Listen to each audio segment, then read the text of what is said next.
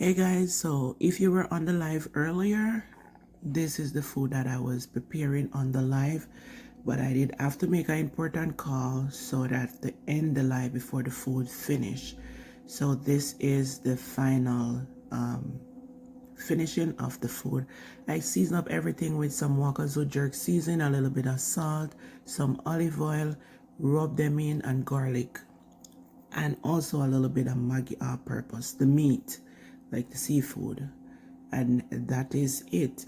Just rub them up with olive oil, put them in the oven in separate containers or tray, whichever one you call it. Put it in, and this is the finishing. So that's shrimp and salmon, and I also have a piece of kingfish there.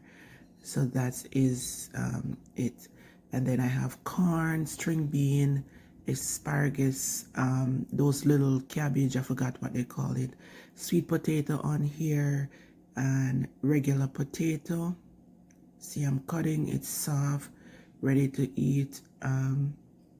But that's the final finishing of it in the oven.